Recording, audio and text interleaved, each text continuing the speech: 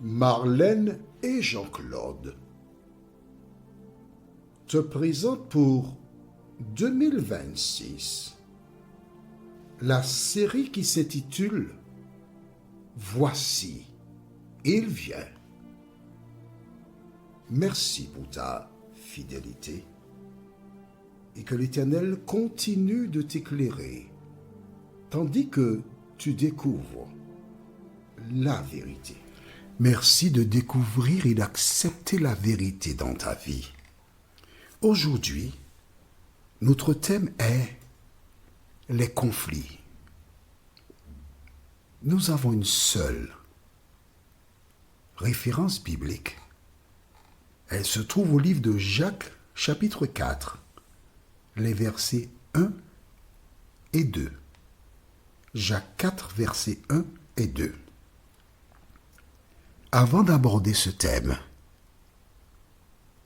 prions. Merci notre Seigneur et notre Dieu pour la parole. Merci de nous parler et de nous aider à comprendre que le conflit cosmique fait rage. Mais tu désires habiter dans nos cœurs et dans nos pensées. Saint-Esprit, nous te remercions de continuer ton œuvre en nous. Nous t'avons prié au nom de Jésus pour ta gloire éternelle. Amen. Le conflit cosmique, as-tu déjà entendu ce terme-là? Cosmique ou encore mondial? L'ennemi est à l'œuvre, l'ennemi de Dieu, et il a gagné beaucoup d'espace. Il y a une sorte d'érosion qui se fait par rapport à la vérité. Il utilise toute espèce de procédé. Mais celui qui est le plus marquant, c'est quoi? La télévision. Oui. Je me rappelle quand j'étais enfant, il y a longtemps, très longtemps, et que je voyais du sang, cela m'effrayait, j'étais malade. Quand il y avait un accident, je fermais les yeux, je ne voulais pas regarder les personnes blessées, tant j'étais effrayé. La télévision m'a appris à regarder les personnes blessées autrement. Bon, tu me diras, c'est un acquis, d'accord. Mais en dehors de cela, la télévision a planté dans beaucoup de cerveaux, dont le mien, pendant un moment. Voilà donc pourquoi je ne regarde pratiquement pas la télévision. Quoi? La violence. Je n'oublierai jamais, j'ai été il n'y a pas très longtemps à Dallas, aux États-Unis. Et dans les années 80, il y avait une série télévisée qui parlait de Dallas avec J.R., Bobby, Sue Ellen, Pamela, Ray, etc.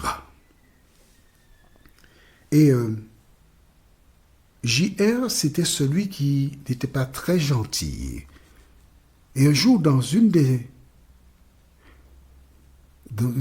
émissions, ou un épisode, il y avait Ray qui a commencé à donner quelques coups de poing à J.R. Et dans une famille chrétienne, j'étais passé saluer quelqu'un, et il fallait voir le papa, la maman, la fille qui disait « Vas-y, donne-lui, donne-lui, donne-lui !» Et quand j'ai regardé ces personnes, elles ne se sont pas rendues compte. Mais elles étaient des Ray et estimaient qu'il fallait frapper J.R. Au fil des jours, quand tu regardes des films les uns après les autres, la télévision t'apprend œil pour œil, dent pour dent. Elle t'apprend à te venger. Elle t'apprend à ne pas accepter la violence, la méchanceté, à te révolter. Pourtant, Jésus te dit, aimez vos ennemis. Est-ce que tu suis ce que je te dis là? Ce que je souhaite que tu fasses, c'est que tu sélectionnes ce que tu regardes en télévision. Que tu sélectionnes ce que tu lis comme ouvrage. Parce que toutes ces choses qui paraissent minimes contribuent à ta destruction. La référence de ce jour se trouve dans le livre de Jacques, chapitre 4. Et les deux autres études que nous aurons seront toujours dans ce même chapitre. Donc, tu as déjà une information. Jacques 4, versets 1 et 2. Que dit la Bible? D'où viennent les luttes et d'où viennent les querelles parmi vous? En clair, est-ce que tu sais d'où ça sort? Pourquoi il y a des problèmes? As-tu trouvé la réponse? Pas encore? J'étudie la Bible avec quelqu'un qui se prénomme Evelyne. Et au fil du temps, progressivement, elle a assimilé l'idée. Je lui pose toujours la même question. Qui agit derrière les personnes? Donc, d'où viennent les luttes et d'où viennent les querelles? De l'ennemi de nos âmes qui est derrière quelqu'un qui lui a ouvert la porte. Mais oui. Lorsque tu es un enfant de Dieu, tu ne peux pas te trouver dans des luttes. Tu ne peux pas te trouver dans des querelles. Non. Quand tu es un enfant de Dieu, tu dis la vérité. Et si on veut prendre ton manteau, tu laisses la tunique. Tu évites d'avoir des conflits. Il faut éviter cela. Parce que toutes les fois que tu as des conflits, tu évites le diable à venir entre vous tous les deux. Et la moindre parole, ça fait une étincelle. Continuons. N'est-ce pas? Alors je reprends. D'où viennent les luttes et d'où viennent les querelles parmi vous? N'est-ce pas de vos passions qui combattent dans vos membres? Vous convoitez et vous ne possédez pas. Vous êtes meurtriers et envieux et vous ne pouvez pas obtenir. Vous avez des querelles et des luttes et vous ne possédez pas parce que vous ne demandez pas. On s'arrête ici. Waouh! Je reprends ça, c'est trop beau. D'où viennent les luttes et d'où viennent les querelles parmi vous? En disant cela ainsi, l'auteur, en l'occurrence Jacques, nous invite à réfléchir, à analyser, à chercher à comprendre, mais effectivement, d'où cela vient-il? Pourquoi nous avons des conflits? Pourquoi? Et quand deux personnes ne sont pas sous l'égide du Tout-Puissant, il y a une qui est peut-être sous l'égide de l'ennemi, qui a un seul désir, provoquer pour détruire.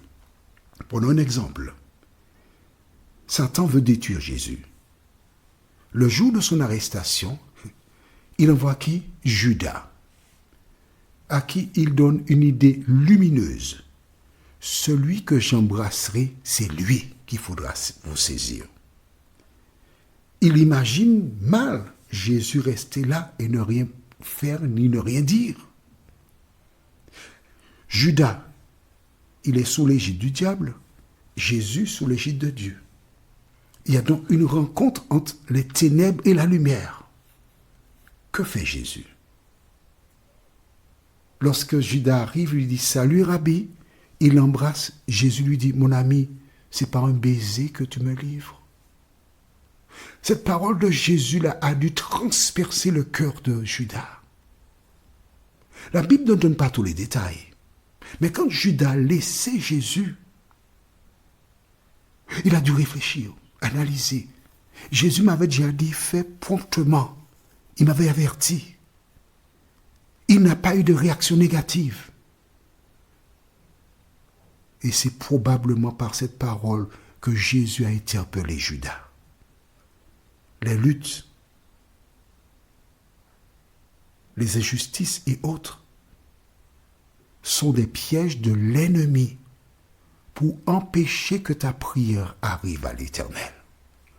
Notre prochaine étude sera toujours dans ce même livre de Jacques chapitre 4. Mais nous verrons ensuite les versets 3 et 4. Jacques 4, versets 3 et 4. Le thème est « Ennemi de Dieu ». Prions. Notre Seigneur et notre Dieu, merci pour la parole. Merci pour ta présence. Merci de nous interpeller. Merci de nous rappeler à l'ordre.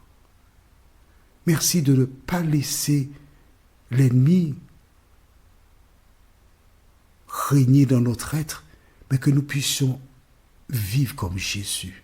Seigneur, pardonne-nous, car nous n'avons pas été vigilants. Nous n'avons pas lu la parole. Merci de nous transformer, nous t'en prions. Au nom de Jésus, pour ta gloire éternelle. Amen. Que l'Éternel continue de te bénir et il me tarde de te retrouver. Nous sommes parvenus au terme de notre réflexion. Si d'aventure tu as une question, il te suffit d'envoyer un message par le biais de WhatsApp au numéro suivant, plus 596 696 88 93 93. Et alors Jean-Claude, moi, je me ferai un réel plaisir de répondre à ta question.